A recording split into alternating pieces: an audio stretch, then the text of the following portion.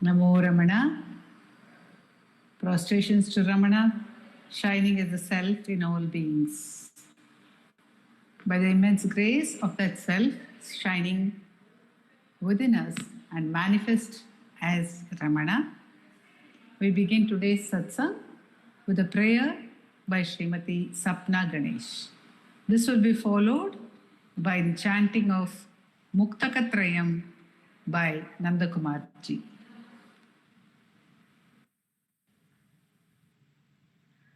दक्षिणामूर्तिसारम्भां शङ्कराचार्यमध्यमां रमणाचार्यपर्यन्तां वन्दे गुरुपरम्परां वन्दे गुरुपरम्परां वन्दे गुरुपरम्परां शुक्लां वरदरं विष्णुं शशिवर्णं चतुर्भुजं प्रसन्नवदनं ध्यायेत् सर्वविघ्नोपशान्तये आङ्गिकं भुवनं यस्य वाचिकं सर्ववाङ्मयम् आहार्यं चन्द्रतारादि तं नमः सात्विकं शिवम् ॐ नमो भगवते श्रीरमणाय. Namo Ramana to everyone.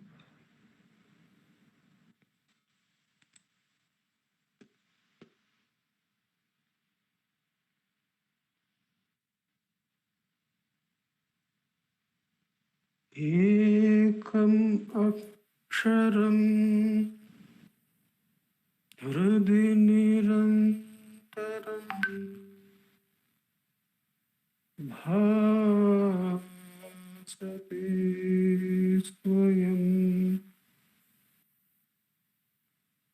लिख्यते कथम्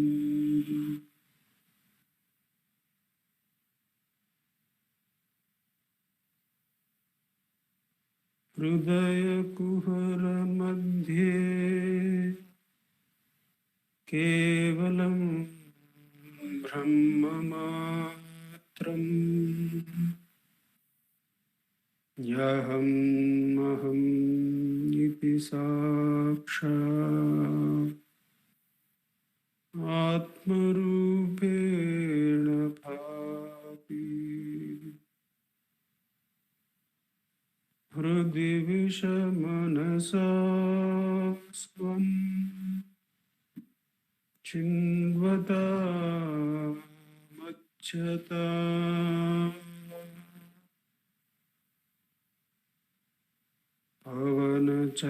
पवनचलनरोधा आत्मनिष्ठो भवत्वम्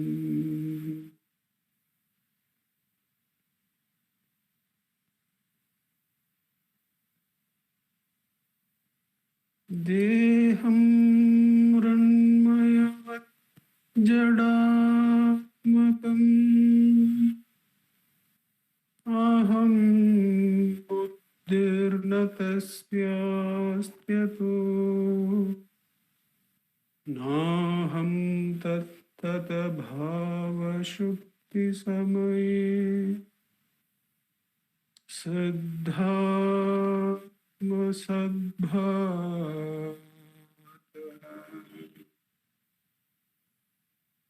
कोऽहं भावयुक्तः कुतो वरधिया दृष्टात्मनिष्ठात्मना सोऽहं स्फूर्तितया अरुणाचलशिवः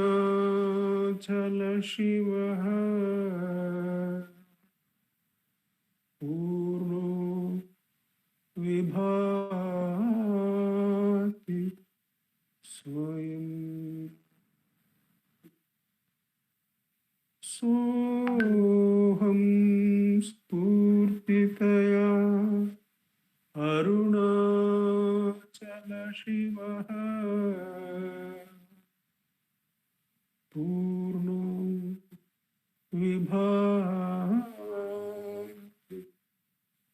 Soyam Namo Ramana. Namo Ramana. We continue with the chanting of Upadeshasaram verses by Ashwini Balaji and Uma Shripati. Namo Ramana.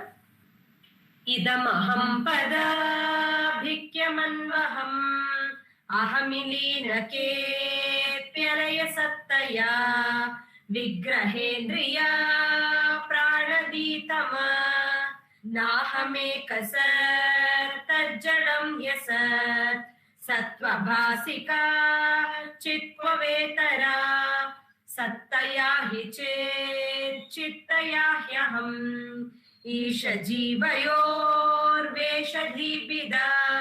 तत्स्वभावतो वस्तु केवलम् वेषहानत स्वात्मदर्शनम् ईशदर्शनम् स्वात्मरूपत आत्मसंस्थिति स्वात्मदर्शनम् आत्मनिर्द्वयादात्मनिष्ठता ज्ञानवर्जिता ज्ञानहीन चेत् ज्ञानमस्ति किं ज्ञातुमन्तरम् किं स्वरूपम् इत्यात्मदर्शने अव्यया भवा पूर्णचित्सुखम् बन्धमुक्त्यतीतं परं सुखम् विन्दतिह जीवस्तु दैविक अहमपेतकम् निज विभानकम् महदिदं तपो रमणवागियम्. नमो रमण. Namo Ramana.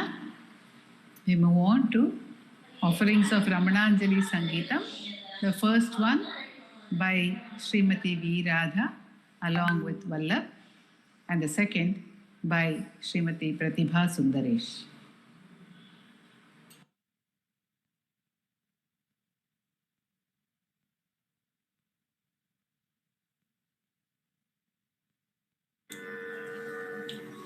Namo Ramana to all. Today we have selected a song. The lyrics is by Sri Muruganar Swami. The music is by Srimati Sulochana Natarajan.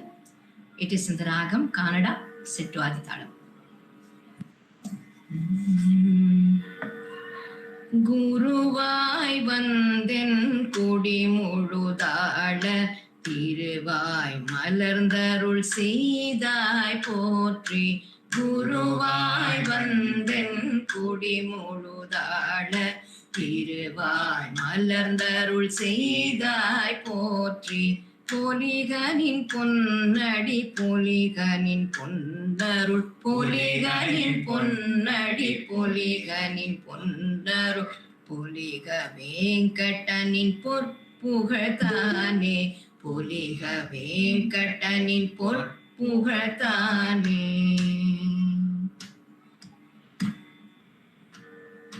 தொந்த நினைப்பே வந்தம் என்ன சிந்தை கொள்ள தேற்றினை போற்றி சிந்தை கொள்ள தேற்றினை போற்றி தொந்த நினைப்பே வந்தம் என்ன சிந்தை கொள்ள தேற்றினை போற்றி நிராசைய நல்ல நெறியன காட்டி துராசையை தூர துரத்தினை போற்றி துராசையை தூர துரத்தினை போற்றி குருவாய் வந்தென் குடி முழுதாள திருவாய் மலர்ந்தருள் செய்தாய் போற்றி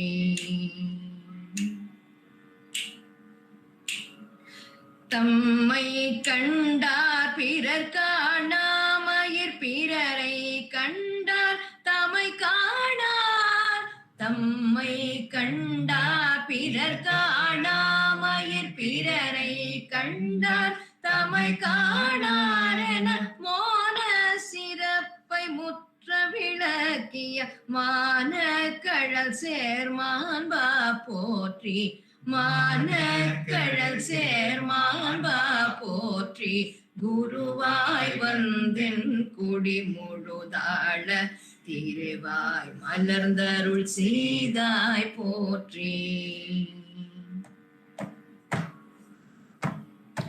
எல்லாம் வல்லிரை இடத்து ஒப்படைத்துன் பொல்லா கவல் போக்கென்றாய் போற்றி.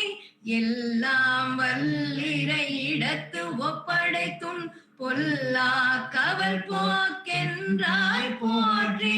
அன்புக்குரிய என் ஆன்மஸ்வரூப இன்ப கடலாயிருந்தாய் போற்றி. இன்ப கடலாயிருந்தாய் போற்றி. குருவாய் வந்தென் குடி முழுதாள திருவாய் மலர்ந்தருள் செய்தாய் போற்றி. பொலிகனின் பொன்னடி பொலிகனின் பொன்னருள் பொலிக வேங்கடனின் பொற்புகழ் தானே.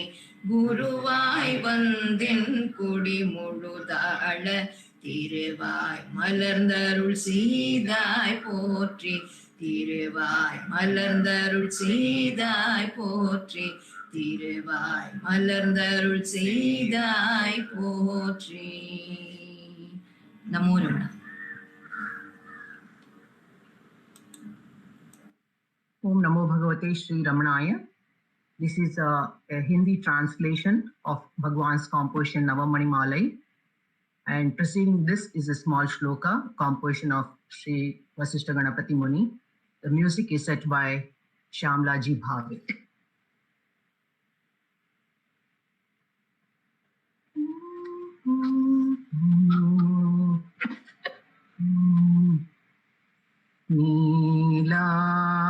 नीलारविन्द सुहृदा सदृशं प्रसादे तुल्यं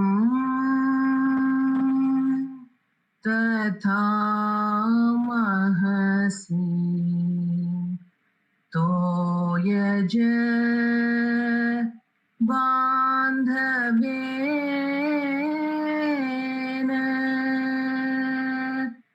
ब्राह्म्यां स्थितौ तु पितरं वटमूलवासम्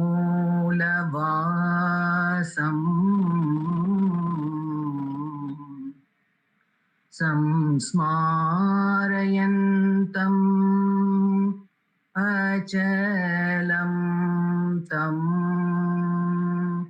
अनुस्मरामः। पल पल चिंतन अन्नामलई का और भाव नहीं इस मन का। पल पल चिंतन अन्नामलई का और भाव नहीं इस मन का। जीवन जीना मिट्टी का यही काम नहीं इस तन का। जीवन जीना मिट्टी का यही काम नहीं इस तन का। आत्म तत्व की दीक्षा मैंने जन्म जन्म में पाया। आत्म तत्व की दीक्षा मैंने जन्म जन्म में पाया। तू मेरे नैनों का तारा, तू मेरे नैनों का तारा, पुलकित कर मेरी काया। पल पल चिंतन अन्नामलई का और भाव नहीं इसे मन का वास करो प्रभु पवित्र मंगल मन मंदिर में मेरे वास करो प्रभु पवित्र मंगल मन मंदिर में मेरे कृपा करो तुम लिंगातीत प्रभु कृपा करो तुम लिंगातीत प्रभु शंभो सदा शिव सांब हरे शंभो सदा शिव सांब हरे शंभो सदा शिव सांब हरे नमो रमण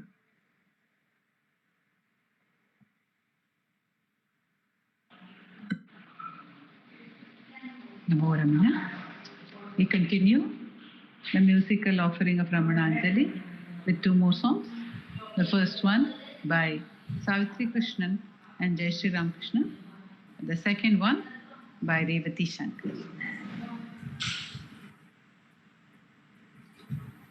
என்ன வேண்டும் என்ன வேண்டாம் என்பதை எல்லாம் என்னை விட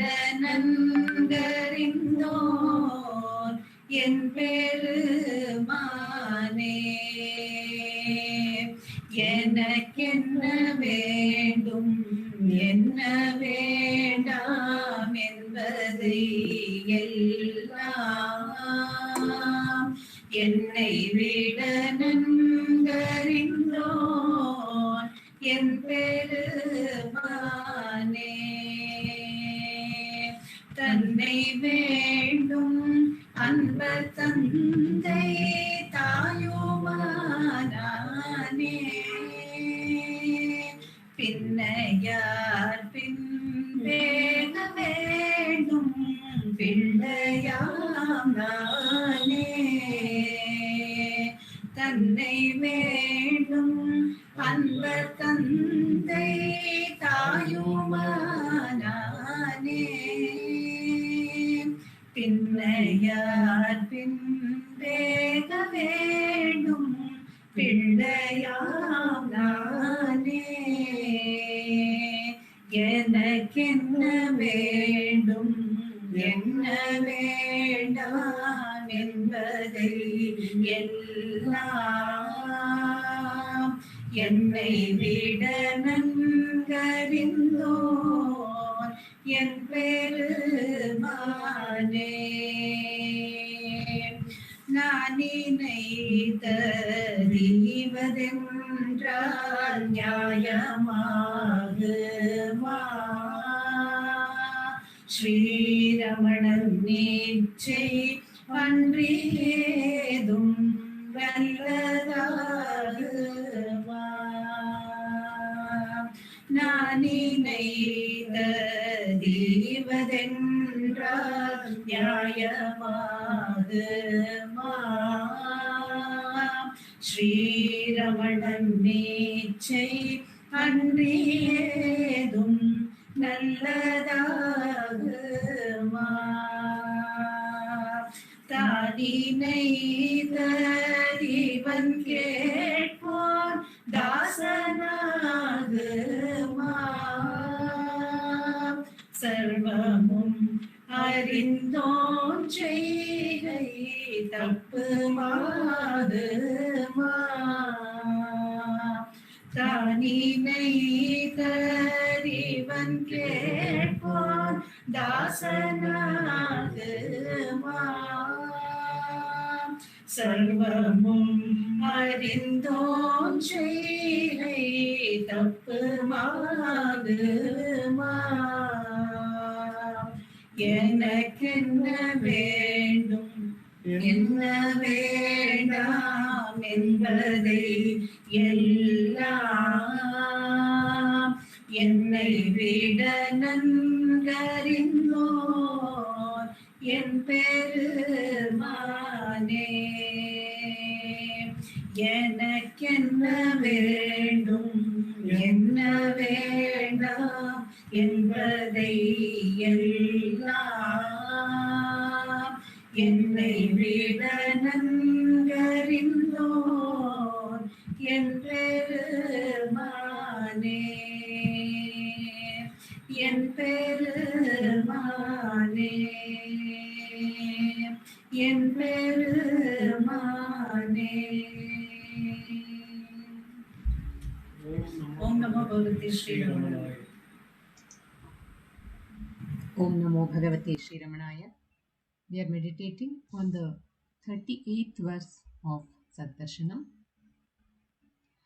Karomi karmeti naro vijanan badhyo bhavet karma phalam cha bhoktum vicharadhuta hridi katrita chet karmatrayam nashyati saiva muktihi. If one feels one is the doer, one must reap the fruits of his action. If one inquires who is the doer and enters the heart, the doership idea will end. Triple karma is destroyed. This indeed is liberation. When we are the doer, the consequence has to be faced by us. We come onto this earth with a lot of karmas which we need to fulfill. Until all these karmas are fulfilled, we keep on coming onto this earth with different forms. How to get freedom from this? By holding on to Ramana's feet, by inquiring, by seeing him in all, by inquiring into ourselves, by seeing him in all beings. Haneyali bareda Brahma likhitavanu adisalu. To destroy the karma created by us, he brings us out of that chakra of birth and death. Savina novindemmanu kayalu nintihe arunachaladalli. He brings us out of this ultimate pain of birth and death. That's why he has come on this earth in the form of Arunachala Ramana. Let us surrender to him. This is a song by Muruganar Swami, Kannada translation by Dr. N.S. Lakshminarayana Bhatta, music by M. Rangarao. ಸಾವಿನ ನೋವಿಂದೆಮ್ಮನು ಕಾಯಲು ನಿಂತಿಹೆ ಅರುಣಾಚಲದಲ್ಲಿ ಆನಂದವು ರಮಣನ ರೂಪಿನಲಿ ಶಾಶ್ವತವೆನಿಸುವ ಬಾಣನು ಪಡೆಯಲು ಶರಣು ಬನ್ನಿ ಆ ದೇವನಲಿ ಶರಣು ಬನ್ನಿ ಆ ದೇವನಲಿ ಸಾವಿನ ನೋವಿಂದೆಮ್ಮನು ಕಾಯಲು ನಿಂತಿಹೆ ಅರುಣಾಚಲದಲ್ಲಿ ಆನಂದವು ರಮಣನ ರೂಪಿನಲಿ ಶಾಶ್ವತವೆನಿಸುವ ಬಾಣನು ಪಡೆಯಲು ಶರಣು ಬನ್ನಿ ಆ ದೇವನಲಿ ಸಾವಿನ ನೋವಿಂದೆಮ್ಮನು ಕಾಯಲು ನಿಂತಿಹೆ ಅರುಣಾಚಲದಲ್ಲಿ ಆನಂದವು ರಮಣನ ರೂಪಿನಲಿ ಶಾಶ್ವತವೆನಿಸುವ ಬಾಳನು ಪಡೆಯಲು ಶರಣು ಬನ್ನಿ ಆ ದೇವನಲಿ ಹಣೆಯಲಿ ಬರೆದ ಬ್ರಹ್ಮಲಿಖಿತವನೆ ಅಳಿಸಲು ಬಯಸಲು ಜಾಣರಿಗೂ ಹಣೆಯಲಿ ಬರೆದ ಬ್ರಹ್ಮಲಿಖಿತವನೆ ಅಳಿಸಲು ಬಯಸಲು ಜಾಣರಿಗೂ ಸರ್ವಶಕ್ತ ಶ್ರೀರಮಣನ ಪಾದವ ಅಪ್ಪುವುದೊಂದೇ ಗತಿ ಕಡೆಗೂ ಸಾವಿನ ನೋವಿಂದೆಮ್ಮನು ಕಾಯಲು ನಿಂತಿಹೆ ಅರುಣಾಚಲದಲ್ಲಿ ಆನಂದವು ರಮಣನ ರೂಪಿನಲಿ ಶಾಶ್ವತವೆನಿಸುವ ಬಾಳನು ಪಡೆಯಲು ಶರಣು ಬನ್ನಿ ಆ ದೇವನಲಿ ಭಜಿಸಲು ಒಂದೇ ಮನದಿ ರಮಣನನು ಶಿವನನು ಜ್ಞಾನದ ಜ್ವಾಲೆಯನು ಭಜಿಸಲು ಒಂದೇ ಮನದಿ ರಮಣನನು ಶಿವನನು ಜ್ಞಾನದ ಜ್ವಾಲೆಯನು ಕಾಣುವುದಾಹ ಇಡಿಯ ವಿಶ್ವವೇ ಅವನ ಬೆಳಕಿನಲ್ಲಿ ಏಳುವುದನು ಕಾಣುವುದಾಹ ಇಡಿಯ ವಿಶ್ವವೇ ಅವನ ಬೆಳಕಿನಲ್ಲಿ ಏಳುವುದನು ಅವನ ಬೆಳಕಿನಲ್ಲಿ ಏಳುವುದನು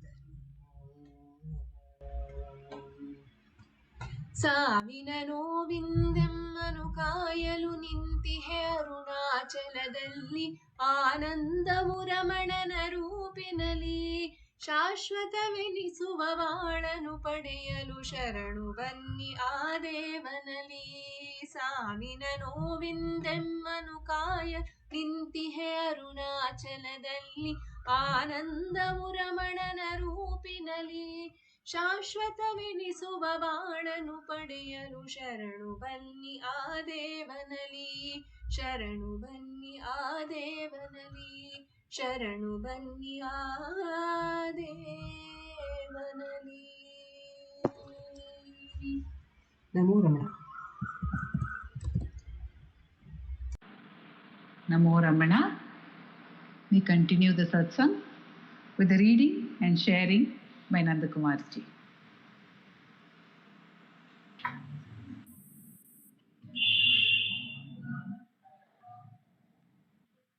Namo Ramana. In this book reading segment of our satsang, we continue to read from the book Fresh Discoveries, Western Seekers on Sri Ramana Maharshi, a compilation by our founder president, Sri A.R. Natarajanji. We are in the sub-segment which is entitled Ramana Reminiscences. We have 4 of them. We have seen the reminiscences of Jack Dawson and Madeline Mende. Today we are coming to the third, Ramana Reminiscences 3, Robert Adams. When I was 18 years old, I arrived at Bombay. In those days, they didn't have jet planes. It was a propeller plane. I purchased flowers and a bag of fruit to bring to Ramana. I took the rickshaw up to the ashram. Obviously, the narrative has shifted to Tirunamala. It was about 8:30 a.m. I entered a hall, and there was Ramana on his couch reading his mail. It was after breakfast. I brought the fruit and the flowers over and laid them on his feet. There was a guardrail in front of him. Then I sat down in front of him. He looked at me and smiled, and I smiled back. I have been to many teachers, many saints, and many sages. I was with Nisargadatta Maharaj, Nisargadatta, and Anand Mahima, Papa Ramdas, Neem Karoli Baba, and many others. But never did I meet anyone who exuded such compassion, such love, such bliss as Ramana Maharshi. There were about 30 people in the room. He looked at me and asked me if I had eaten breakfast. I said no. He spoke some Tamil to the attendant, and the attendant came back with 2 giant leaves, one with fruit and one with some porridge with pepper. After I consumed the food, I just lied down on the floor. I was very tired. It was time for his usual walk. He had arthritis in the legs and could hardly walk at that time, 1947. His attendants helped him to get up, and he walked out of the door. When he was outside, he said something to them, and his attendants mentioned for me to come. He guided me to a little shack that I might use while I was staying there. He came inside with me. I bet you think we spoke about profound subjects. On the contrary, he was a natural man. He was the self of the universe. He asked me how my trip was, where I was from, and what made me come here. Then he said I should rest. I lay down on the cot and he left. I was awakened about 5 o'clock. It was Ramana again by himself, and he brought me food. Can you imagine that? We spoke briefly. I ate and I slept. The next morning, I went into the hall. After the morning chanting, there was breakfast. Everybody sat around just watching Ramana, and he would go through his routine. He would go through the mail and read it out loud, talk to some of his devotees, and I just observed everything. His composure never changed. Never did I see such compassion, such love. Then people started to come over to him asking him questions. His replies were very succinct. They weren't like what you read in a book. Apparently, what you read in a book is his reply to 3 or 4 people. They condense it all into one question and answer. People usually asked a question or made a statement. If he agreed, he would nod or say yes. That is it. If he didn't, he would offer an explanation in maybe 1 or 2 sentences. There were foreigners at the ashram when I was there. Muslims, Catholic priests, people from all races and all nationalities. The devotees would sit around and say nothing, but the seekers and his disciples would ask questions. When I was there a week or so, 2 of his disciples were jokingly arguing with him about something at a meal. I asked the interpreter what they were talking about. He said, Ramana's couch is covered with lice and he refuses to kill them. He refuses to let us kill them. They climb all over his body and his legs and he doesn't care. Must have been something like bed bugs. We want to have the couch fumigated, but he won't let us. The next day, they tricked him. When he went outside for his morning walk, they sprayed his couch with DDT. And when he came back, he smelled the couch and he smiled and jokingly said, someone has tricked me. He never got angry or mad. I don't think he knew what the words meant. A couple of weeks later, a German lady who had come to the ashram and apparently she had made a donation of some kind, but she wasn't happy for some reason. She was complaining to Ramana and he just kept silent. I asked the interpreter, what does she want? The interpreter said, she wants her donation back. She wants to go home, back to Germany. Everything was going on in front of Ramana. She started to argue with one of the managers of the ashram and Ramana just watched. Then Ramana said in English, give her back her donation and add rupees 50 to it, which they did and she left. This was his nature. He never saw anything wrong. He never took anyone out of his love, no matter what they did, who they were, where their ego was. He understood. He loved everyone just the same. We are also celebrating the birth of Jesus this month. He wasn't born this month, but we are celebrating it anyway. Ramana used to quote from the scriptures. Jesus and Ramana said basically the same things. Jesus said, the kingdom of heaven is within you, and Ramana said, the self is within you. Search for it and find it and awaken. Jesus said, son, I am always with you, and all that I have is yours. Ramana said, I can never leave you, I am always with you. His compassion never left him. 6 months prior to his leaving his body, I went to Bangalore to see Papa Ramdas. When I was informed that he left his body, I went back to Tirunelveli. The crowds had already started to come, thousands and thousands of people. So I climbed the hill and went into one of the caves and stayed there for 5 days. When I came down, the crowds were dispersed. He had already been interned. I inquired of his devotee who saw him last, what were the last words he spoke?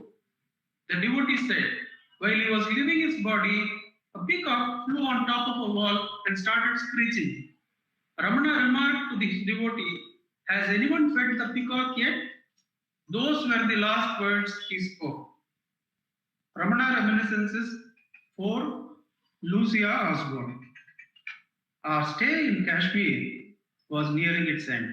In September 1941, as author's 6 months leave from Chulalongkorn University in Bangalore, in Bangkok, was nearly up. We were getting ready to return to Siam without having seen Ramana Maharshi because our friends maintained that it would have been far too hot for the children to go there in April to August or September. Unexpectedly, we received a letter from the British High Commissioner that women and children should not go back, as there was the likelihood of war extending to Siam. Men holding positions of prestige should return.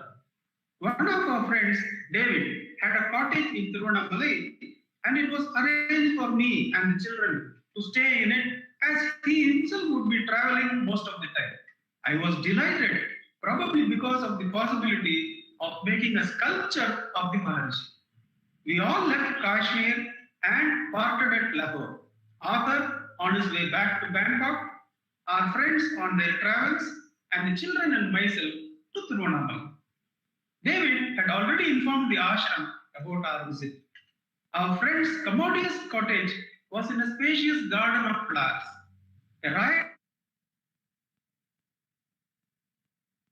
The first few days, I was very busy getting settled and did not go to the ashram. Kitty, who was 5 years old then, was the first to see Bhagavan.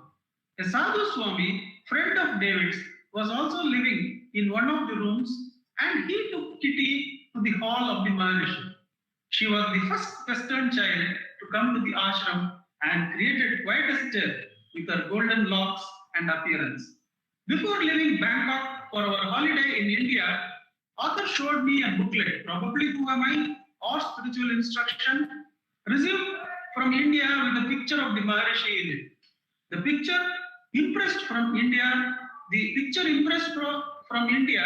with a picture of Maharishi in it. There is something there. The picture impressed me greatly as a model. So caught up in the sculpture was I at the time. Perhaps this was the sort of vichara in play to express the essence of the model. Who are you? Never have I seen a face so alive, so serene and wise, so interesting. Even as a child, I used to watch myself and wonder who I was really. And here was a book showing the way how to find out. But I was not interested to read it, or simply it did not occur to me to do so. On entering the ashram hall for the first time, from the door I perceived a figure reclining on a couch. Actually, I did not see anything much except his extraordinary eyes, transparent like water, looking at me. Actually, I did not see anything much except his extraordinary eyes, transparent like water, looking at me. There was no more any question of judging for myself or finding out.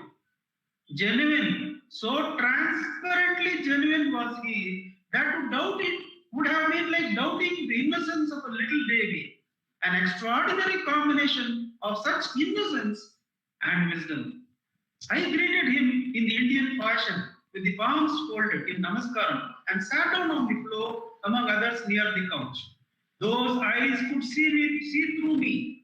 I sat like that for 10 or 15 minutes. But it was not initiation. This happened later. I started going to the hall mornings and evenings and concentrated on the heart, the spiritual heart on the right side. I did not find meditation difficult, but sitting cross-legged was another matter altogether. How painful it could be in the beginning, but I persisted. One early morning, I sat down in the hall a few yards from the couch to meditate. Bhagavan was busy with some letters and papers brought from the office. Suddenly, it happened. What actually happened is very hard to say. Indescribable bliss of not being weighed down anymore. Waves of bliss and fear, of lightness, as if my heart was expanding. In the midst of it, I noticed Bhagavan suddenly turning to me with a searching, almost startled look. Letters and papers forgotten. Afterwards, I tried to describe this experience, and it turned out a poem, which was surprising, as I was not given to writing poetry and find it hard enough to express myself even in prose. It was something about my confined heart trying to free itself, like a fluttering bird flying out of its cage into the boundless sky, into freedom, into the void. Soon after, the war extended to Siam, the Japanese having invaded the country, and all communications from authors ceased. Not a single letter for 4 years. No news at all, even from the Red Cross. Prompted by me, Adam, who was about 3 years old, went up to Bhagavan and asked him, Bhagavan, please bring back my daddy safely. Bhagavan nodded, graciously assenting. That was enough. It was astonishing how we did not worry on the whole. Really strange for someone like me who was given to anxiety and worrying over matters of scarcely any import. An amazing, most vital period of my life had started. An amazing, most vital period of my life had started.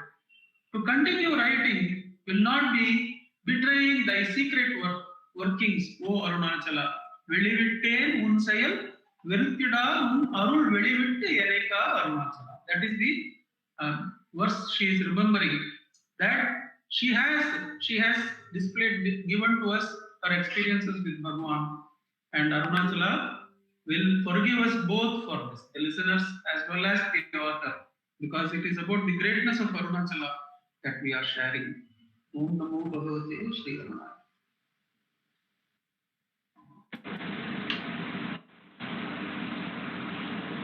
Namo Ramana. We now have the session on self-inquiry. As Lucia Osborne was saying, we all have a need to know who we really are. At some point of time or the other, there is this question which arises in us, who am I? But then it does not catch hold of us so strongly until Bhagavan makes it enter our lives in a significant manner. Even then, the mind often has to be cajoled to pursue the inquiry until the abidance becomes steady. By His great grace, let us have the session of self-inquiry conducted by Dilip Simha.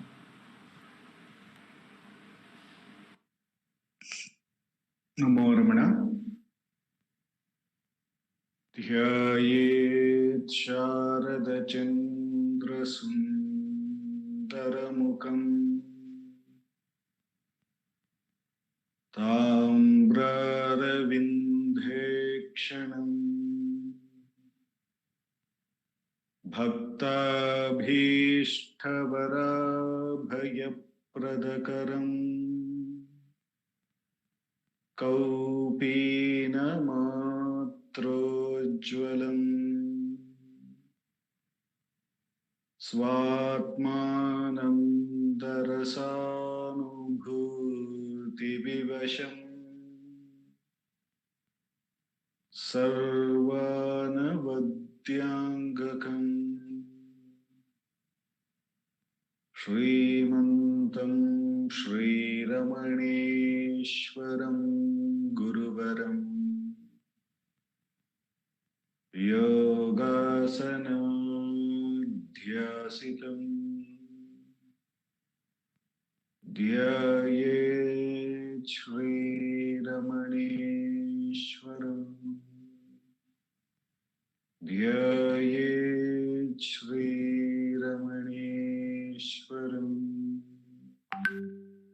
Dhyayet Shri Ramaneshwaram Hridaya Kuhara Madhye Kevalam Brahmamatram Yahamaham Sakshat Atmarupena Bhati हृदि विषमनसा स्वं चिन्वतामच्युतव पवनचलनरोधा आत्मनिष्ठो भवत्वम्. We will commence today's evening Atma Vichara by listening to Bhagavan's Upadesham. As always, I will be reading from Guru Vachaka Kovai. The chapter today is Experience of the Truth. The topic is All is Brahman. Verse 985. In truth, only the self, pure consciousness, causes the appearance of all the imaginary differences by appearing as the illusory reflected consciousness. Therefore, for true Gnanis who have known and attained through inquiry the self that shines equally in everything, all those other things, the imaginary differences, are wholly self, Tanmaya. I repeat, in truth, only the self, pure consciousness, causes the appearance of all the imaginary differences by appearing as the illusory reflected consciousness. Therefore, for true Gnanis who have known and attained through inquiry the self that shines equally in everything, all those other things, the imaginary differences, are wholly self, Tanmaya. Bhagavan is bringing our attention to the fact that the self alone is. Instead of seeing this whole thing as only the self, we hold on to those imaginary differences. When we say hold on, we give a lot of reality to that imaginary differences. And we don't give the reality to the self. It can be seen as though that when we were perhaps the child, there was probably many attempts made by many people to convince me that I am Dilip. They kept calling me here and then so that until my attention was completely given whenever they called me with that name, so as to make me so convinced that today I feel that I am Dilip. Bhagavan is saying that everything is the self, but we are so convinced about the differences. So perhaps these kind of satsangs, these kind of Bhagavan's Upadeshams, or the calling like our parents and our beloved to make us convinced that we are nothing but the self, by repeatedly saying that we are nothing but the self. As a child, I don't know how much time I took to believe that I am Dilip. Likewise, now I am a child in believing that I am the self. So it probably requires a lot more asserting that we are the self. That makes us become or realize that we are nothing but the self. Actually, self alone is. That's what Bhagavan is saying. A Gnani, a true Gnani who has attained the self through inquiry, knows everything as nothing but the self. Because the self alone is, that is alone the reality. That is the only thing which can really experience anything. All the imaginary ideas don't have their own consciousness. It is that we lend it and make it seem as though it is conscious, like the eye. Therefore, Bhagavan says that by repeatedly getting acquainted with the self, like a child getting acquainted with its name, we get firmly established in the self.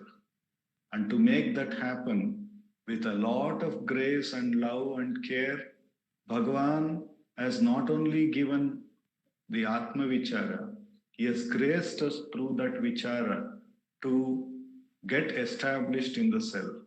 So he says, no matter how many thoughts rises within us, making us to attend to these differences, we should diligently inquire to whom is this. Thereupon, it becomes clear that this is for me. Then we can see the first division that has happened, that imaginary difference that has happened. Then Bhagavan asks us to further inquire, who am I? What do I really refer to as I? Or where from this I rises from? What is the true nature of this I? And by diving within with the inquiry, who am I? Bhagavan takes us to the source of the I, that being consciousness that we are, that silent being consciousness which doesn't assert anything and which is equipoised to everything. And we are taken and made us, Bhagavan's grace makes us established in that self. And by repeatedly getting acquainted with that, like a child who gets convinced in time that with his name and form, we will be convinced, Bhagavan says, the mind will gain enough strength to remain at the source. The immense of grace of Bhagavan, who has come to give us back the real nature and remove all the false appearances. Let us do Atma Vichara for the next 10 minutes.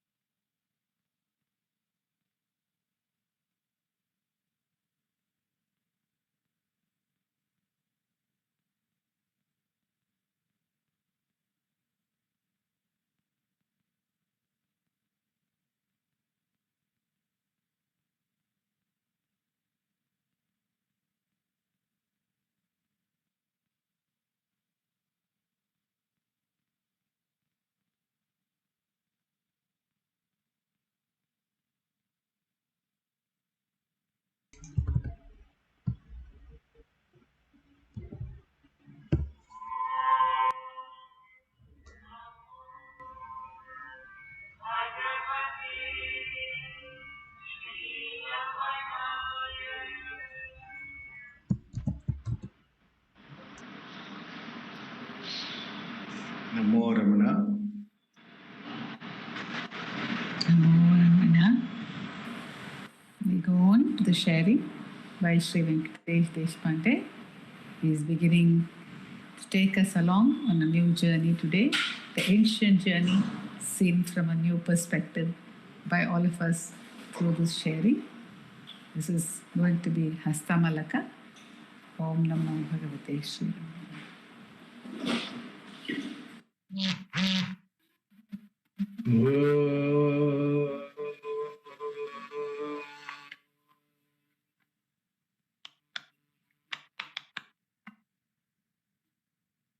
Dakshinamurti Sarambham Shankaracharya Madhyamam Ramanacharya Paryantam Vande Guru Paramparam Shuklam Bharadharam Vishnum Shashivarnam Chaturbhujam Prasannavadanam Dhyayet Sarva Vignopashantaye Shruti Smriti Purananam Alayam Karunalayam Namami Bhagavat Padam Shankaram Loka Shankaram Shankaram Shankaracharyam Keshavam Badarayanam Sutra Bhasha Krato Vande Bhagavantau Punah Punah. Namo Ramana. We are starting Manana on Hastamalaka and Bhagavan's grace. Bhagavan Adi Shankaracharya had 4 disciples: Sureshwaracharya, Totakacharya, Padmapada Acharya, and Hastamalaka Acharya. So the other 3 had actually written many commentaries on Adi Shankaracharya. I will call it only Shankaracharya. But Hastamalaka, there was only one stotram on which he was, this whole stotram is written about. So Hastamalaka was a realized soul, established in the bliss of perfection. That's where all of us are seeking to be, is in the bliss of perfection. As a child, he did not talk to anyone or listen to anyone, including his parents. His behavior was like that of Jada Bharata.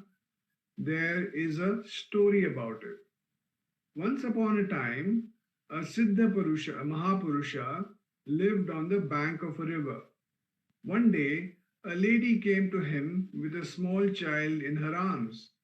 She requested the Mahatma to look after the baby and went to the river to bathe. Soon after, when the Mahatma was lost in Samadhi, the child crawled to the river, slipped into it and died. The dead body of the child came up, floating on the water into the arms of the mother. Terribly shocked to see her baby dead, she brought the dead body to the Mahatma. Hearing her heart-rending cry, he opened his eyes and was moved by her grief.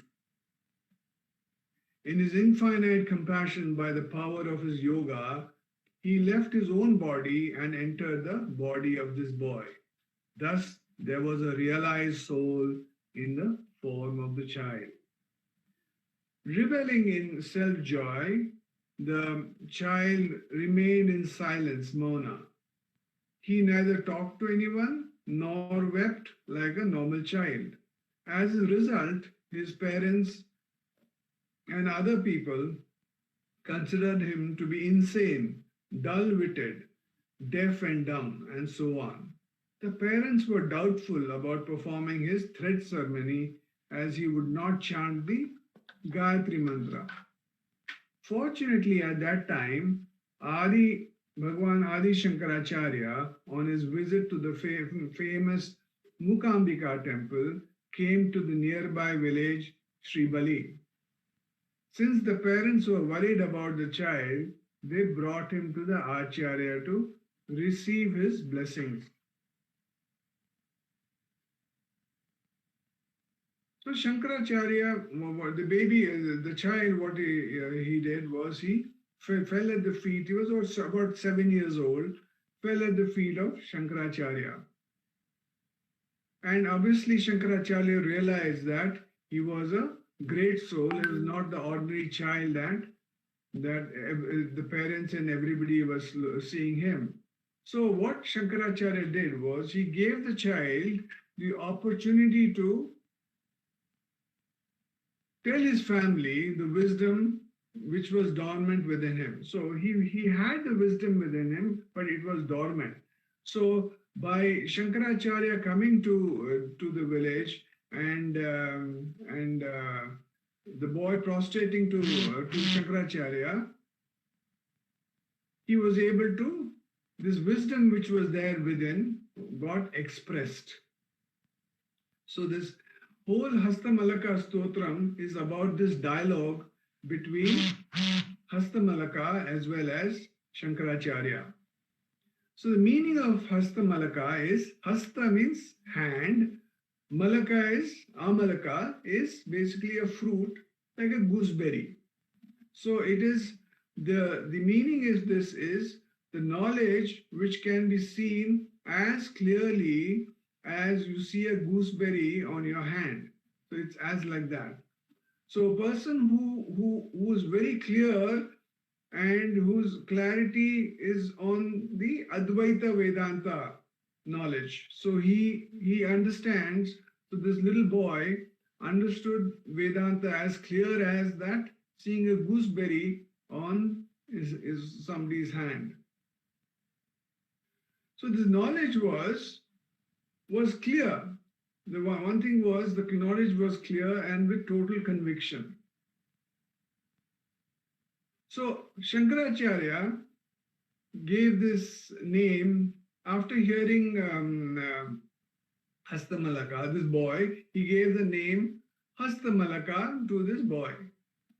So normally what we do in stotrams is we actually praise, say for example, we have Ganga Stotram, we praise Ganga Maya, but here in the situation, this stotram, it's not personifying any, it's not praising any deity, okay, and it's not praising any personality also, and it's not even praising the Acharya.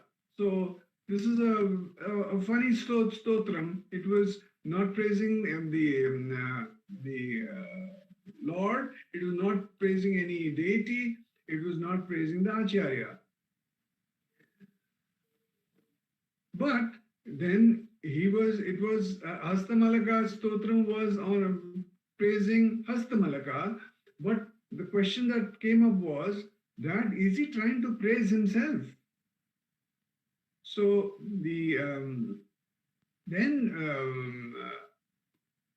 Hastamalaka said it's not a praising of Hastamalaka, it is the praise and glorification of this knowledge.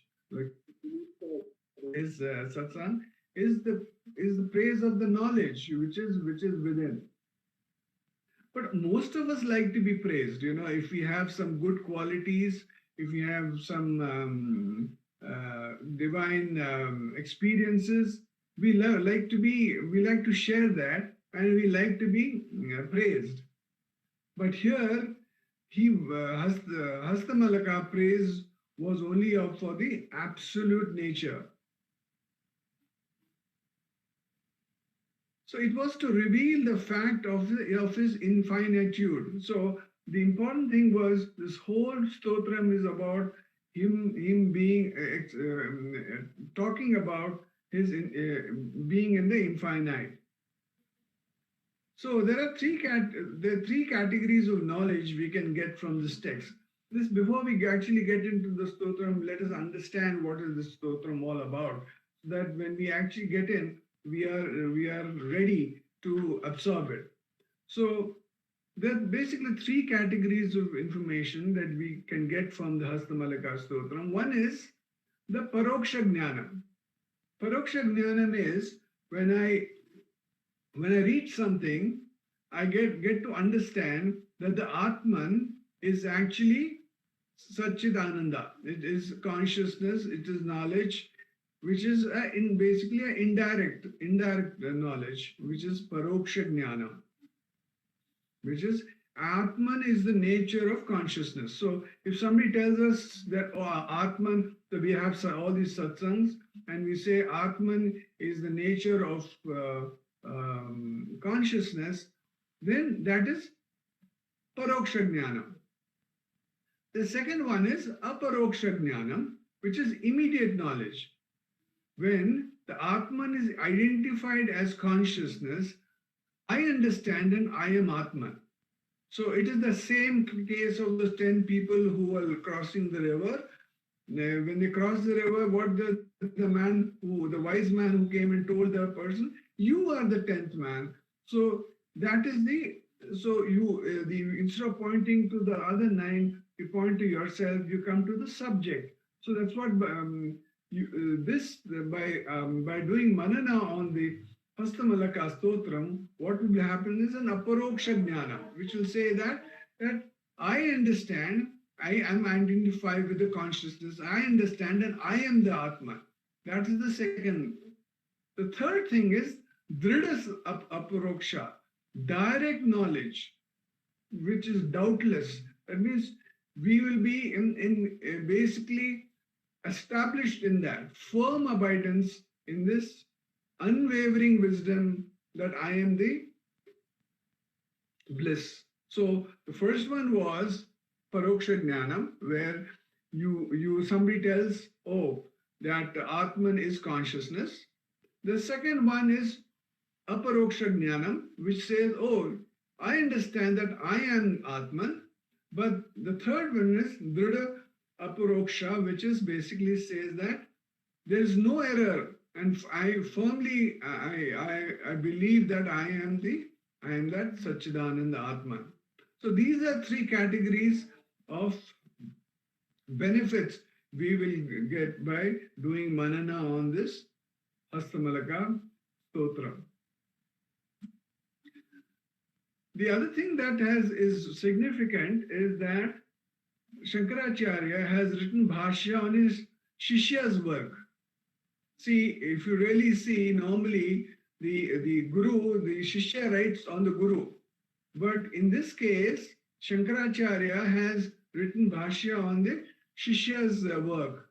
So what does it say? It talks about that there was absolutely no ego with Shankaracharya in doing this.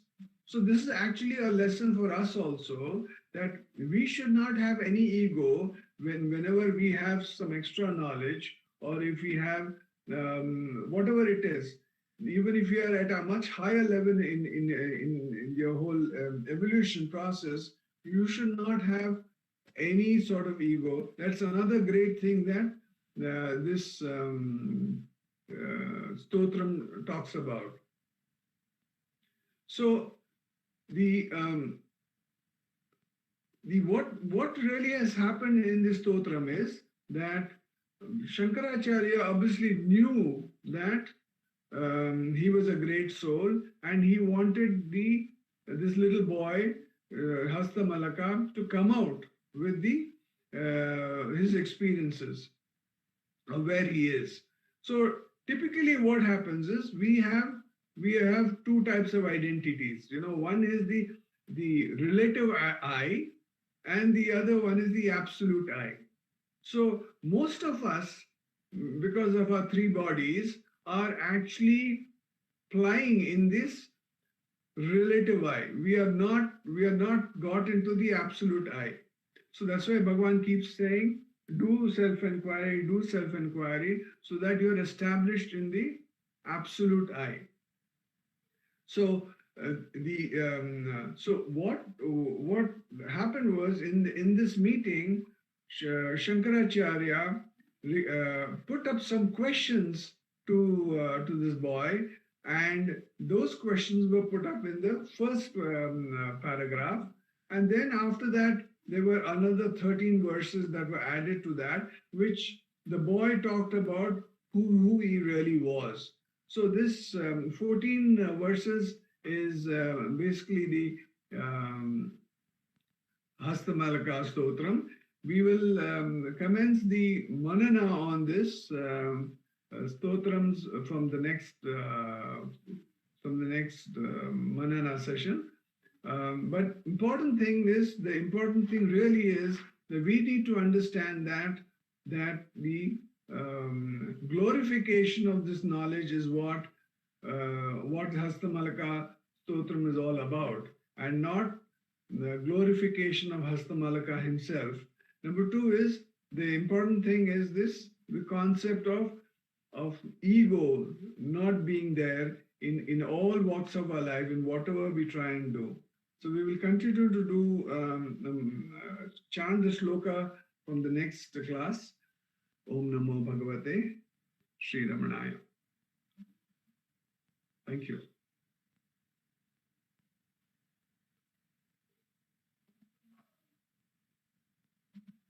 Namo Ramana. Namo Ramana.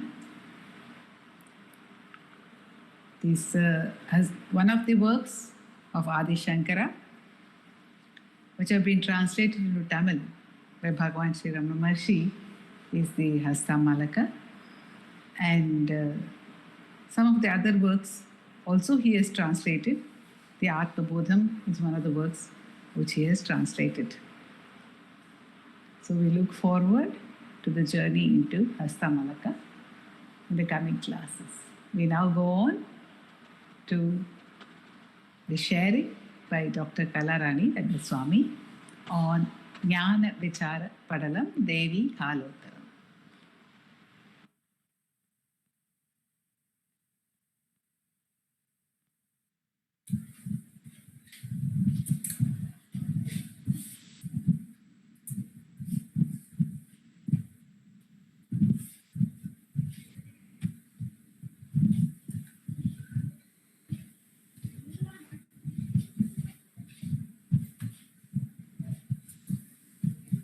Om Namo Bhagavate Sri Ramanaya. Arunachalamena Agame Ninaipavar Agathai Verarupai Arunachala. Namo Ramana to all. With the immense grace of Bhagavan Sri Ramana, we are meditating on Devi Kalotra Jnana Vichara Padalam, which was very graciously given to us by Bhagavan in Tamil. And in the last satsang, we saw that Vishaya Jnanam Poi Virinit Kadamai. And we saw that Vishaya Jnanam is the knowledge about worldly objects. And what do I attain with Vishaya Jnanam? Mostly Dukkam, at times Sukham. Because when one has only the Vishaya Jnanam, he finds differences in the objects. He thinks some object is good, some are okay, and some others are bad. And he wants only the best one, the branded one, the branded dresses, the branded chappals, the branded TV, whatnot. Why the best one only? Because I have the strong belief that best one will give me happiness. So I bent on attaining the best ones at any cost. A single, and I struggle for that a lot. In this process, I become sorrow out of stress that I am taking to attain that. I may not have enough money to buy them. So I started struggling again to earn more money. And again in this process, I feel sorrow because I have to work very hard. Okay, earning process is over. Now I go to the shop and ask for the particular brand which I aspire for. And the shopkeeper says simply, the trending has changed. We don't keep those things now. I don't like the latest version. Again, I feel disappointed. And this is the story of a single object in the world.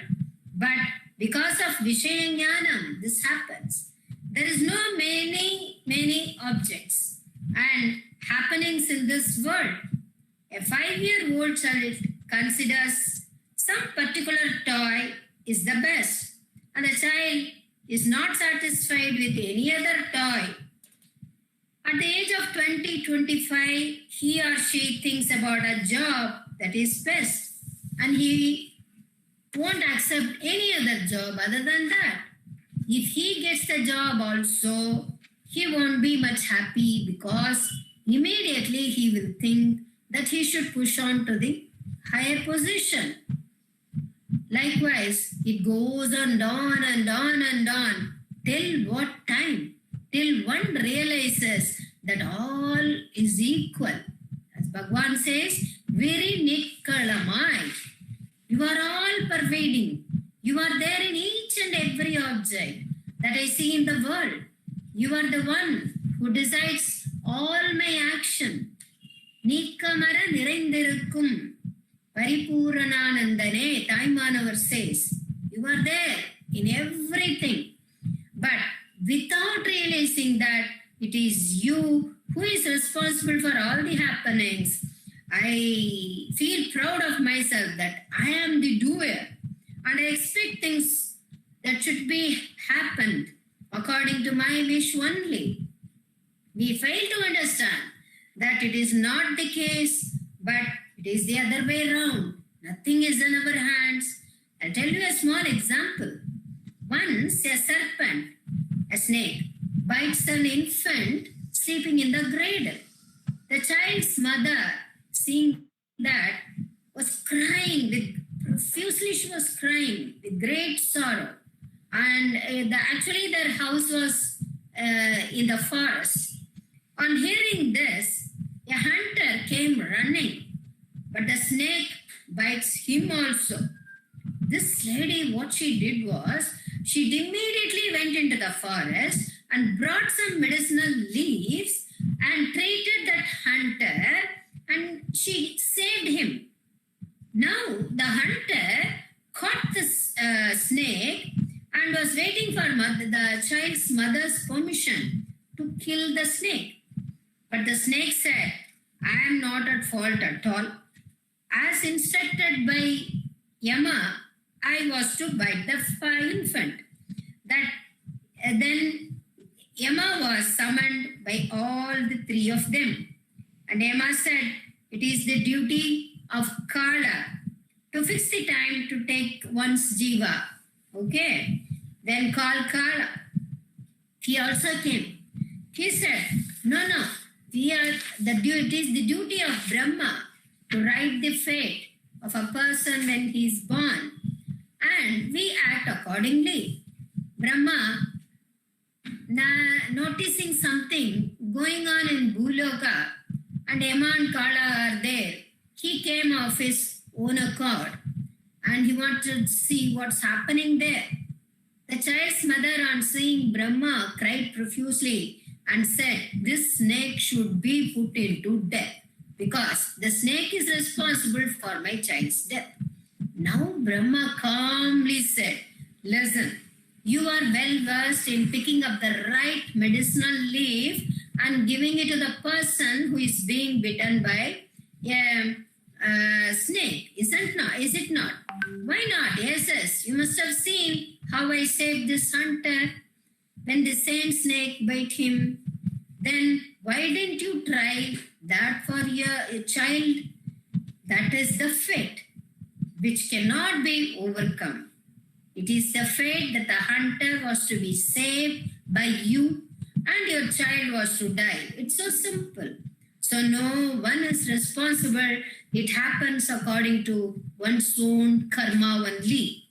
Once we are aware of this fact, then we will be in a position of accepting everything that is happening in the life. We will start realizing God is there in each and every object and in each and every happen. Ribugeda beautifully says, Palavidamai pesi enna pirivatra aganda para brahmam dane madava ni nijamana swarupam. What is the use of talking about different objects? Hey Madhava, where is the difference? All are your our Nija Swarupa only, that Akanda Parabrahma, isn't it? Why should I find difference in each object? Please make me realize you are all pervading. Bhagavan says all the sadhana is to realize that only. He lived as an example for that. If someone sprinkles flower at Ramana's feet, he will not react to that kind of action, because only because of good deeds that a person is made to offer flowers to Bhagavan's feet, isn't it? So at this gesture, if Bhagavan accepts happily, it means a new karma is starting with that person. If he says, no, please don't do like this, means it's the beginning of a negative school of thought by Bhagavan. So Bhagavan was reactionless to this action. When a great devotee, Prabhavati Raji, wanted to garland Bhagavan with a rose garland, Bhagavan did not accept it, and she was caught in a great grief. But when she was leaving ashram hall, a few steps she would have passed on, and a devotee called her and asked her to see what Bhagavan is doing. And to her surprise, Bhagavan was taking out the rose petals in that garland and chewing it. And she was so happy with that action of Bhagavan. Will Bhagavan make anyone sorrow? No, isn't it? Om Namo Bhagavate Shri Ramanaya.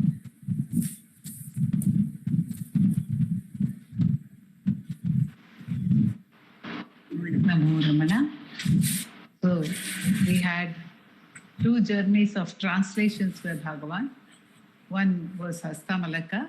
Previous to that, Venkatesh Deshpande ji had dwelt on verses from Gita Sara, which also Bhagavan has translated in Tamil. And this was Devika Lotaram, another translation by Bhagavan. Now we move on to a different kind of translation. This is a translation by Ujjwal Jagadish of Ganapati Muni's verses on Bhagavan into Kannada, and is sharing on these verses. Om Namo Bhagavate Shri Ramanaya. We are meditating on the verses from Ramanacentre written by Ganapati Muni. And the verses that we are meditating on has already been translated to Kannada in one of our dance ballets, which was named Paramatma Ramana, where we celebrated Ramana in different forms as Ganesha, Subramanya, Shiva, Vishnu, Devi, and Surya Bhagavan. We move on to the verse from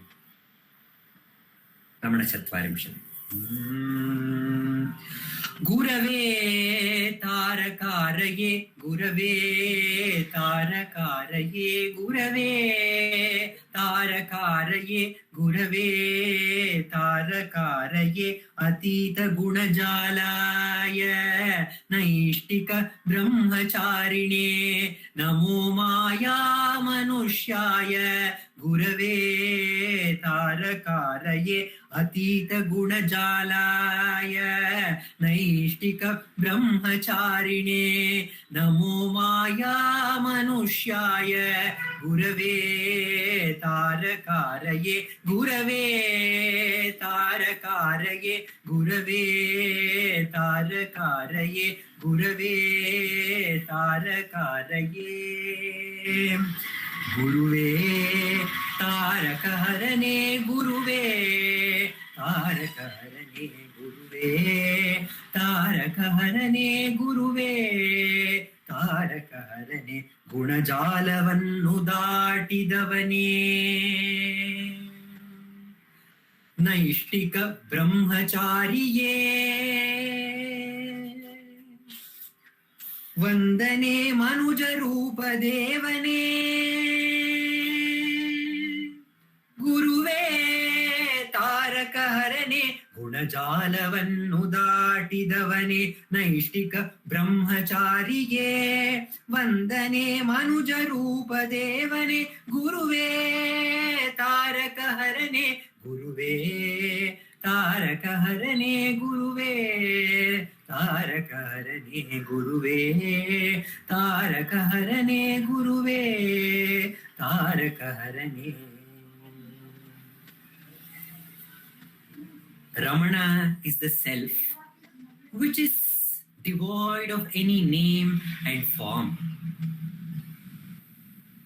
Since he is devoid of any name and form, he manifests as different forms and different names at various times to show us the right path, to show his own glory to us, so that we also turn towards him and we also attain that very same state that he belongs to. Ganapati Muni again and again had the vision of Ramana as Subramanya. So he says, "Oh Ramana, you are none other than Subramanya, the one who slayed the Asura, Tarakasura. You are that very same Subramanya who has come in the form of a guru. And you are free from this jala of guna. Gunas are qualities, and you are untouched by any of the qualities." In one of our dance ballets, Mangala Ramana, we have a protagonist who is so attached to her attributes, who is attached to her gunas, that she thinks she is beauty, she is the acclaim that she has got, she is the learning all that she has gained all through her life. She thinks that she is the spiritual power that she has attained after a lot of practice. So she is holding on to all these attributes. And when these attributes appear before this protagonist and question, "Who are you?" when all your attributes, all your gunas are taken away from you, who are you? Don't you want to know that? And the protagonist is shaken. She feels, how can I live without all these attributes, that which I think I am myself? And all these gunas, attributes, which has taken the form of human beings, they all take this protagonist to one great person who is Ramana. And they show that here is this person who is devoid of any attributes.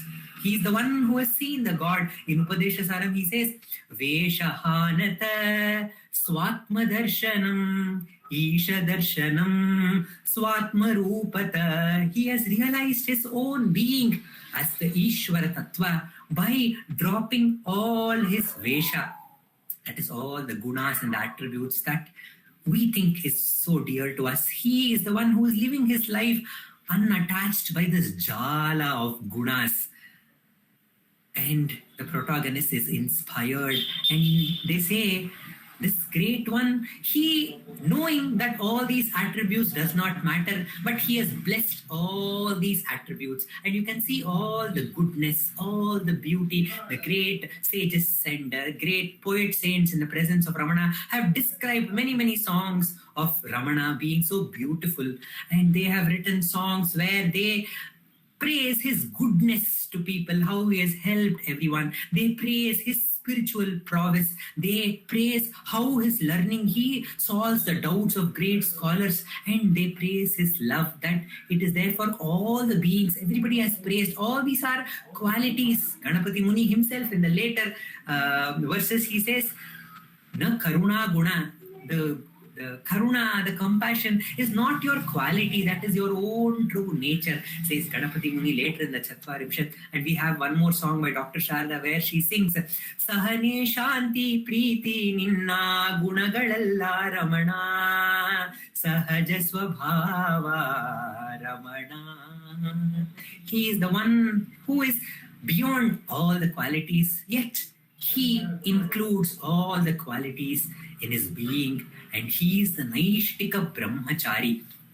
Naishtika Brahmachari literally means one who is an eternal celibate. But Bhagavan himself tells a story of a Brahmachari's touch. There is a story in Mahabharata when Parikshit is born, and he is still born because of the effect of a astra which was shooted by Ashwatthama. Parikshit is born as a still child, and all the ladies are crying, and they all pray to Krishna, "Oh Krishna, please save us and bring life to this stillborn child. And Krishna says this child will come to life if only a Nitya Brahmachari, a eternal celibate, if he touches this child, then the child will come to life. And he sees around all the great sages, including Shuka, who is a great brahmachari, even they are afraid to touch the baby, and they all are doubtful about their own celibacy. And Krishna sweetly approaches the child and he touches the child with love, and he says, if I am a Nitya Brahmachari, if I am the Naishtika Brahmachari, then let this baby be given the life. And as soon as he tells that and touches the child starts breathing, and we all know that it became the great Raja Parikshit. How is that Krishna is a brahmachari? The Krishna who is said to have wedded 16,000 gopikas, how can he be a brahmachari? Ramana explains that the Jnani's Leela cannot be described. And the true meaning of brahmachari is the one who is ever moving in the Brahman. Brahma, in the Brahman, who is always moving. He is called the brahmachari, and Krishna and Bhagavan were ever abiding in the self and moving in the self as being the self, as Brahman. And Bhagavan is that Krishna himself who is the Naishtika Brahmachari. Om Namo Bhagavate Shri Ramanaya.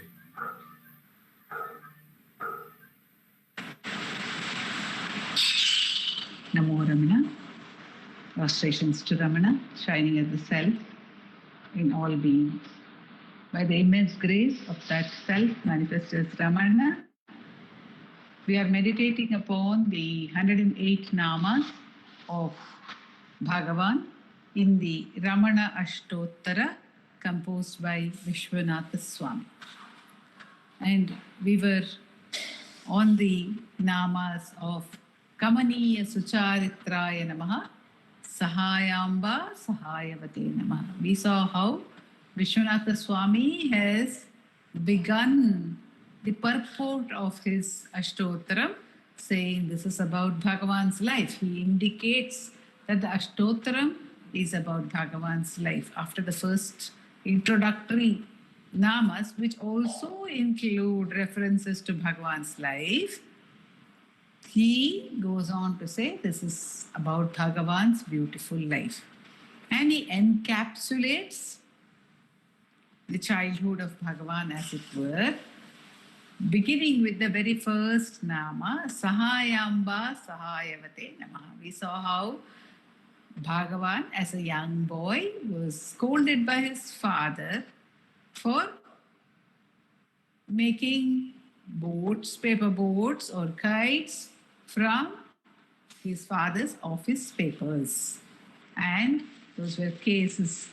And the case files, the case papers were just thrown away by Bhagavan. Because you see, just now we heard Kala talking about a story of Brahma writing all the cases in great detail. Each case is said to be written in our forehead. That's why everyone, when they talk of destiny, they say Talavidhi. Talavidhi, they say, this is my destiny. They show the head.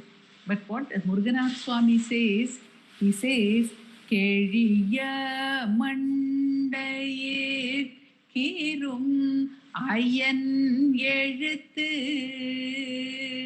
Azhipadum Tiranayum Arinyarthu.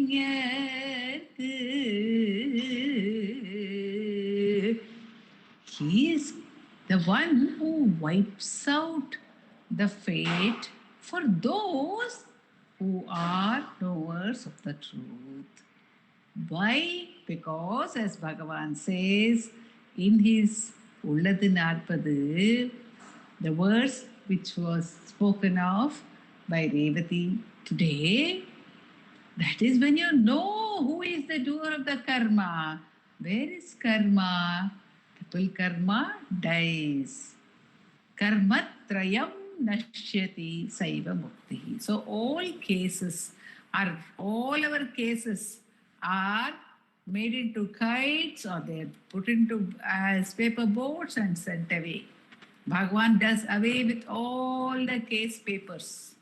There is no more any case left. What does it mean? It means that we will be free. It does not mean that any difference may come about in the external life, in the bodily existence, which will go its way. But the awareness, through the awareness, one is completely freed from karma. As if it were to show this, Bhagavan had done away with many of the old case files which were with his father.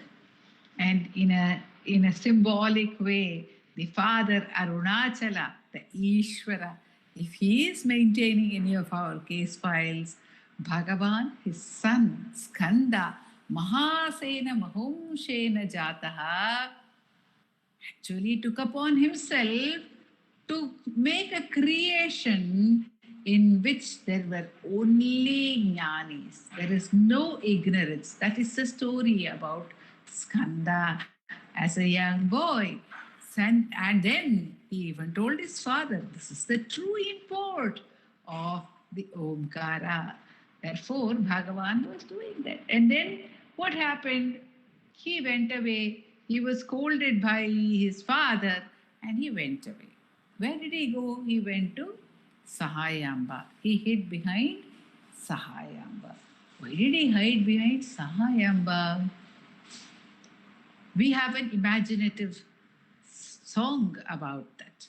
We have a song. His mother, Aragamma, says, why did you choose to hide behind Sahayamba?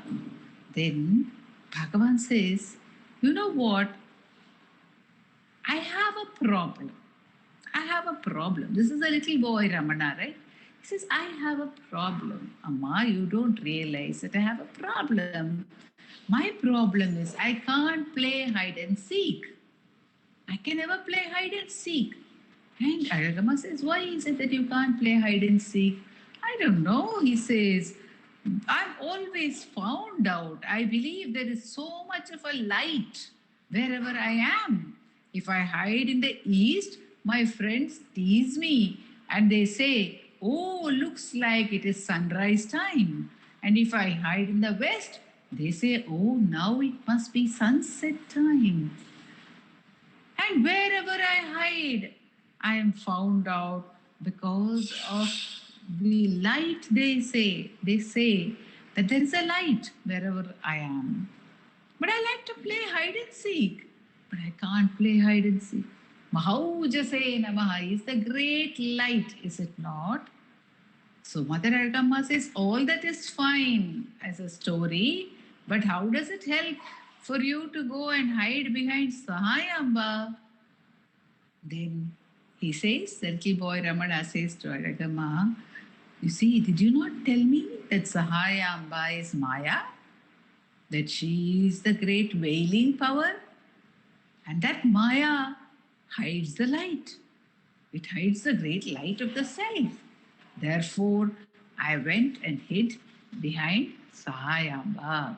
So when we listen to the Nama, Sahayamba Sahayavate Namaha, we remember this incident in the life of Bhagavan when he called Sahayamba his mother, when he took her help. But as we dwelt upon it in the previous sharing as well, we also recognize that we need to have the Sahaya of Sahayamba to cross over the Maya. The mother Sahaya, Sahayamba, should help us to get over the darkness of ignorance in which we are all caught.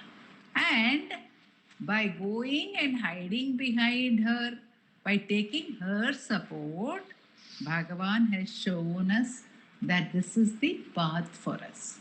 The path is to surrender to the mother. And who is the mother in our sadhana, says Bhagavan? Bhagavan says, Bhakti is the mother for Jnana. Bhakti Jnana Mata, says Bhagavan. So, here Bhagavan shows us that we must have devotion. We must have love for the Supreme. We must also have love for the self. It is only through love for the self that we can get into the self. It is only through love for the Supreme that we can surrender to the Supreme. So the path of love, the path of Vatsalya is taught to us by Bhagavan as the first step when he takes the help of Sahayamba. In this way, he also blesses that path for us before the next incidents in his life where he successively blesses every path, every way of turning to the Supreme and abiding as the self.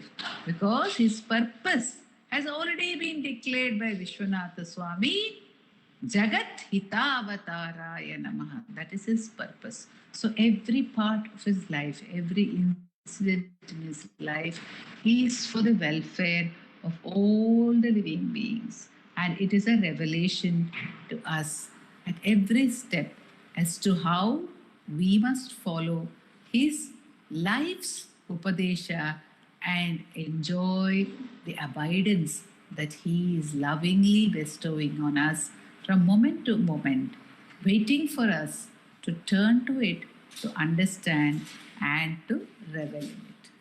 Om Namo Bhagavate Sri Ramanaya. We now have chanting of verses from Arunachala Akshara Manamale by Radha and Vallabha.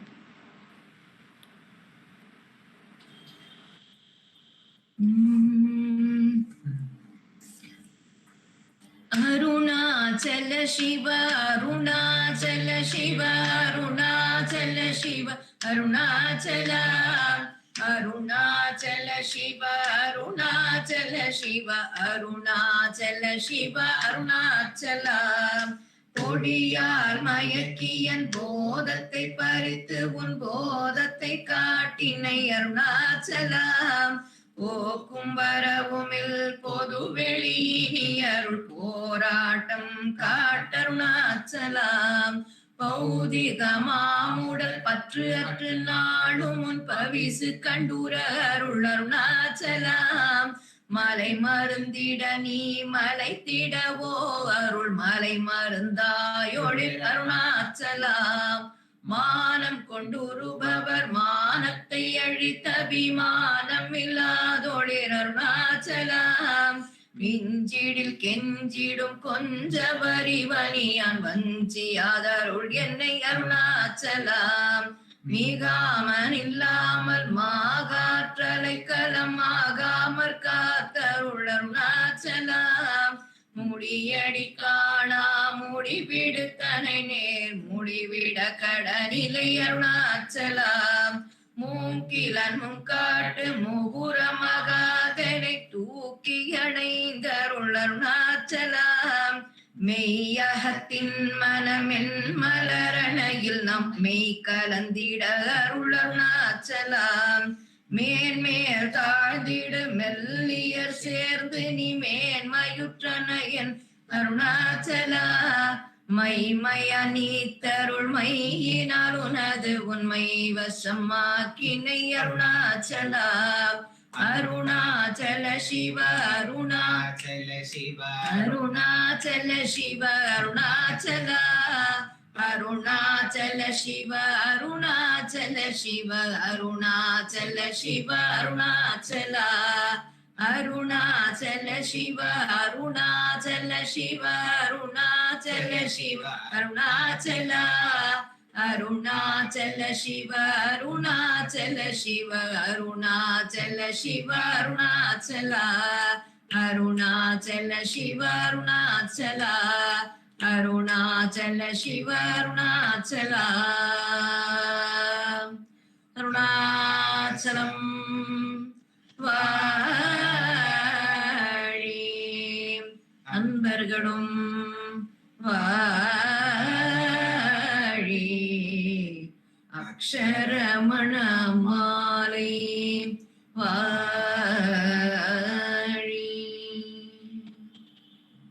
Namo Ramana. Namo Ramana. We'll conclude the satsang with Ashtotra Puja to Bhagavan, being performed at Dilip Sima's altar. And this will be chanted by Vaibhavji and Prarthana and by Uma and Ashwini. The Aarti song will be sung by Revathi Shankar.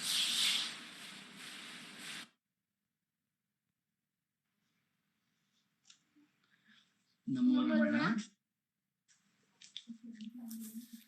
Bhardwaj Vishwanath विरचितं श्रीरमणाष्टोत्तर शतनामावलिः अपार सच्चित् सुखवारिराशे यस्योमि मात्रं भुवनं समस्तं गुहाहितं तं रमणं गभीरं चिन्ताविहीनं हृदि चिन्तयामि.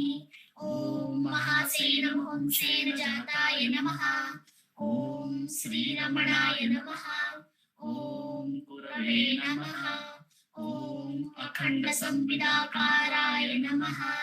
ॐ महौजसे नमः. ॐ कारणोद्भवाय नमः. ॐ जगद्गीतावताराय नमः. ॐ श्रीभूमिनाथस्थलस्थिताय नमः. ॐ पराशरकुलोत्तंसाय नमः. ॐ सुन्दराय तपःफलाय नमः.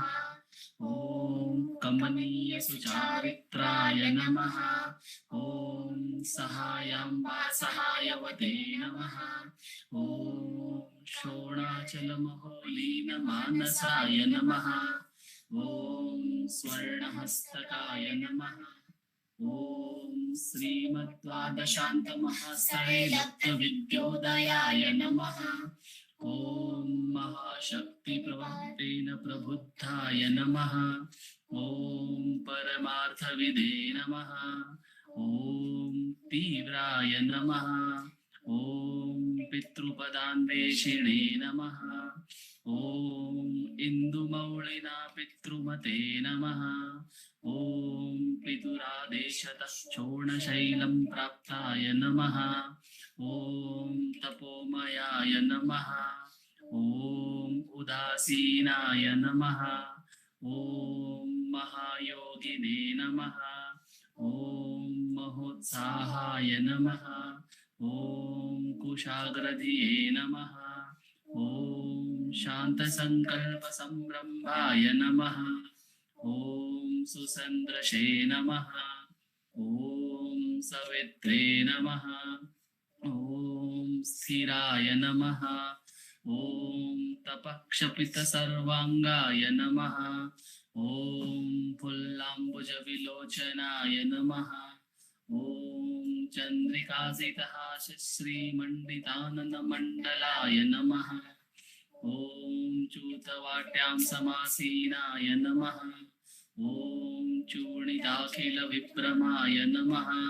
ॐ वेदवेदान्ततत्त्वज्ञाय नमः. ॐ चिन्मुद्रिणे नमः. ॐ त्रिगुणातिगाय नमः. ॐ विरूपाक्षगुहावासाय नमः. ॐ विराजितशलाकृतये नमः. ॐ उद्दीप्तनयनाय नमः. ॐ पूर्णाय नमः. ॐ रचिताचलताण्डवाय नमः. ॐ गम्भीराय नमः. ॐ परमाचार्याय नमः. ॐ सुप्रसन्नाय नमः. ॐ अभयप्रदाय नमः. ॐ दक्षिणास्य निभाय नमः. ॐ धीराय नमः. ॐ दक्षिणाभिमुखाय नमः. ॐ स्वराजे नमः. ॐ महर्षये नमः. ॐ भगवते नमः. ॐ विद्याय नमः ॐ भूमविद्याविशारदाय नमः ॐ विमलाय नमः ॐ दीर्घदर्शिने नमः ॐ आप्ताय नमः ॐ ऋजुमार्गप्रदर्शकाय नमः ॐ समदृशे नमः ॐ सत्यदृशे नमः ॐ सत्याय नमः ॐ प्रशान्ताय नमः ॐ अमितविक्रमाय नमः ॐ सुकुमाराय नमः ॐ सदानन्दाय नमः ॐ मृदुभाषिणे नमः ॐ दयार्णवाय नमः ॐ श्री षोणाचलद्भूतस्कन्दाश्रमनिकेतनाय नमः ॐ सद्दर्शनोपदेष्ट्रे नमः ॐ सद्भक्तवृन्दपरिवृताय नमः ॐ गणेशमुनिभृङ्गेन सेविताङ्घ्रिसरोरुहाय नमः ॐ गीतोपदेशसारादिग्रन्थसञ्चिन्नसंशयाय नमः ॐ वर्णाश्रममतातीताय नमः ॐ रसज्ञाय नमः ॐ सौम्याय नमः ॐ आत्मवते नमः ॐ सर्वावनिमतस्थानाम् आराध्याय नमः ॐ सर्वसद्गुणिने नमः ॐ आत्मारामाय नमः ॐ महाभागाय नमः ॐ मातृमुक्तिविधायकाय नमः ॐ विनताय नमः ॐ विनुताय नमः ॐ विप्राय नमः ॐ मुनीन्द्राय नमः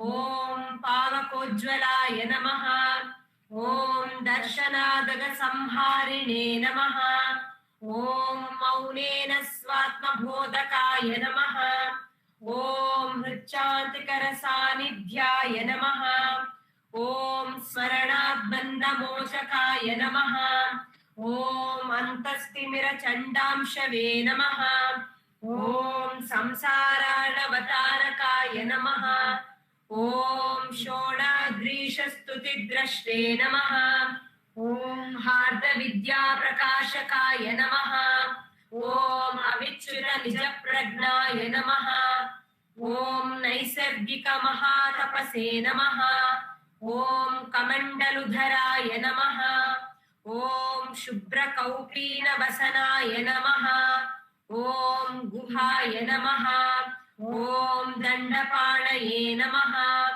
ॐ कृपापूर्णाय नमः ॐ भवरोगविषग्वराय नमः ॐ स्कन्दाय नमः ॐ देवतमाय नमः ॐ अमर्त्याय नमः ॐ सेनान्ये नमः ॐ पुरुषोत्तमाय नमः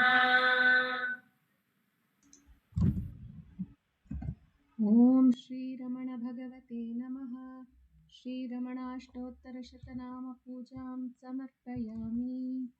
यस्थाणोररुणाचलस्य पदयोः स्मृत्या जनिं प्राप्य तद् दिव्यानुग्रहप्रवाहविवशस्तादात्म्यभावं गतः हृन्निष्ठस्वगभीरनित्यतपसा लोकान् पुनास्येकराट् तस्मै श्रीरमणाय ते नम इदं लोकोत्तरज्योतिषे।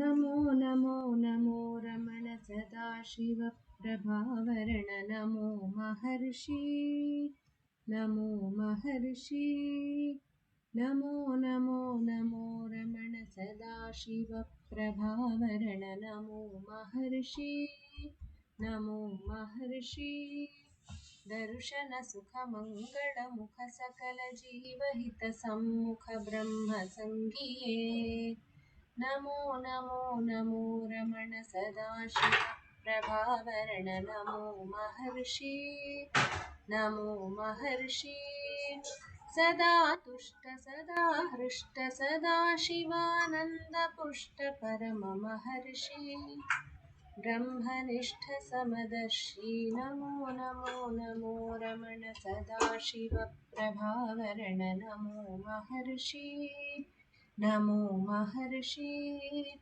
ನಮ್ಮ ಮನವದೊಂದು ಕಾಡು ನೀನರಿತಿಹೆ ಅದರ ಜಾಡು ಹಿತವನರಿತು ನೀಡುತ್ತೆಮ್ಮ ಕೊರೆಯ ತಣಿಸಲೈ ಬೇಡಲೆಂದು ಬಂದ ನಾವು ನೋಡಿಯೇ ತಣಿವೆವಯ್ಯ ಮೋಡಿಗಾರನೇ ಹಿತವ ನುಡಿದು ಪೊರೆ ನಮ್ಮನು ಬ್ರಹ್ಮ ಸಂಗಿಯೇ ನಮೋ ನಮೋ ನಮೋ ರಮಣ ಸದಾಶಿವ ಪ್ರಭಾವರಣ ನಮೋ महर्षि नमो महर्षि